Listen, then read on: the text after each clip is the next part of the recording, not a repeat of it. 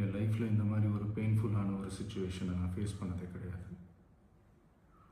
மனசு முழுக்க வலி வலி மட்டும்தான். இந்த சுற்றுப்பயணத்தில் என்னென்ன மக்கள் பார்க்க வராங்க, அதுக்கு ஒரே ஒரு காரணம் தான் அவங்க என் மேலே வச்சிருக்கிற அன்பும் பாசமும். தளபதி விஜயின் உணர்ச்சிபூர்வமான செய்தி. கரூர் துயரம். நம்பிக்கையுடனும் பாசத்துடனும் மக்கள் ஒன்று கூடியிருக்க வேண்டிய ஒரு நாளில் கரூர் அரசியல் மக்கள் சந்திப்பு நிகழ்வில் ஒரு சோகமான நெரிசல் ஏற்பட்டது. அது உயிர்களை பறித்து பலரை காயப்படுத்தியது. இதற்கு பதிலளிக்கும் விதமாக நடிகரும் அரசியல் தலைவருமான தளபதி விஜய் ஒரு உணர்ச்சிபூர்வமான காணொளியை வெளியிட்டார். அந்த அன்புக்கும் பாசத்துக்கும் நான் எப்பவும் கடமைப்பட்டிருக்கிறேன். அதனால தான் இந்த சுற்றுப்பயணத்தில் மற்ற எல்லா விஷயங்களையும் தாண்டி மக்களுடைய சேஃப்டி, அதில் எந்த காம்ப்ரமைஸும் பண்ணிடக்கூடாதுன்றதுக்காக தான் அது என் மனசில் ரொம்ப ஆழமாக இருக்கும் அந்த எண்ணம். அதனால தான் இந்த அரசியல் காரணங்கள் எல்லாத்தையும் தவிர்த்துட்டு ஒதுக்கி வச்சுட்டு மக்களுடைய சேஃப்டி மட்டும் மைண்டில் வச்சுக்கிட்டு அதுக்கான இடங்களை சூஸ் பண்ணுறது, அதுக்கான இடங்களை பார்த்து பெர்மிஷன் கேட்குறது, போலீஸ் டிபார்ட்மெண்ட்டில் அதை ரிக்வெஸ்ட் பண்ணி கேட்போம். அவர் தனது செய்தியில் தன் வாழ்க்கையில் இவ்வளவு வலிமிகுந்த தருணத்தை இதற்கு முன் சந்திக்கவில்லை என்று குறிப்பிடுகிறார். துயரம் நிறைந்த அவரது குரல் இப்போதும் அவர் கொண்டிருக்கும் அதிர்ச்சியை பிரதிபலிக்கிறது. விஜய் அந்த மக்கள் அரசியலுக்காக வரவில்லை, தூய்மையான அன்புக்காகவே வந்தார்கள் என்பதை ஒப்புக்கொள்கிறார்.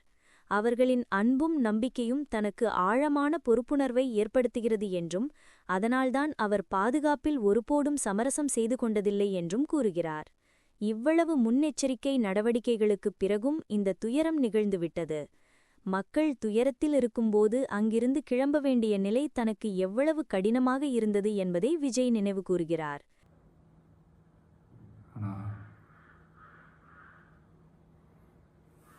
நடக்கக்கூடாதது நடந்துருச்சு. நானும் மனுஷன் தானே. அந்த நேரத்தில் அத்தனை பேர் பாதிக்கப்பட்டு இருக்கும்போது எப்படி அந்த ஊரை விட்டுட்டு என்னால் கிளம்பி வர முடியும்?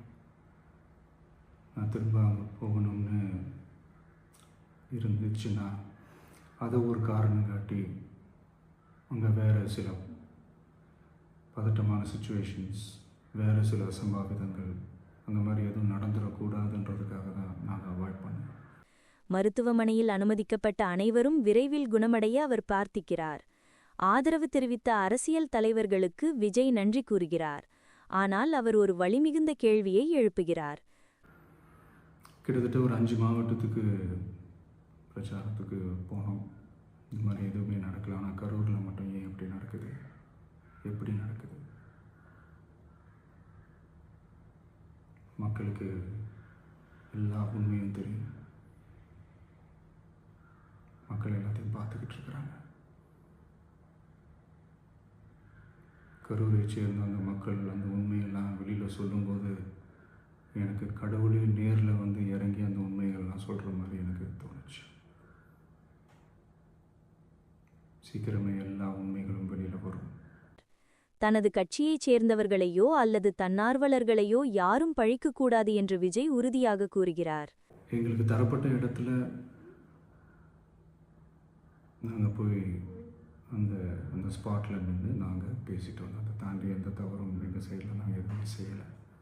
பட் இருந்தாலும் எங்கள் கட்சியை சேர்ந்த நிர்வாகிகள், தோழர்கள் மேலே எஃப்ஐஆர், அது மட்டும் இல்லை சோஷியல் மீடியாவை சேர்ந்த நண்பர்கள், தோழர்கள், அவங்க மேலே எஃப்ஐஆர்லாம் போட்டு இப்போ பிடிச்சிக்கிட்டு இருக்கிறாங்க.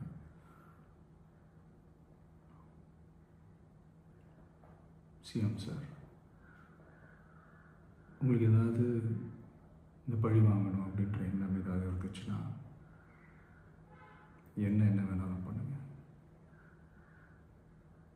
அவங்க மேலே கை வைக்காதீங்க.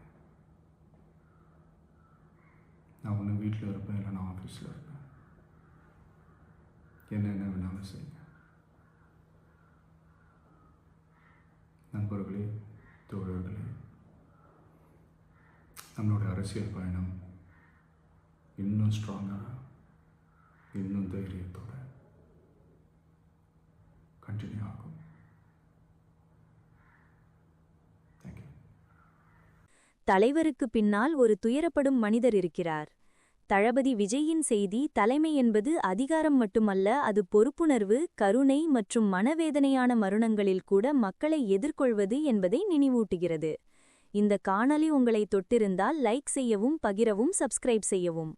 ரசிகர்கள் மட்டுமல்லாமல் அக்கறை கொண்ட மனிதர்களாக நாம் அனைவரும் ஒன்றாக நிற்போம்.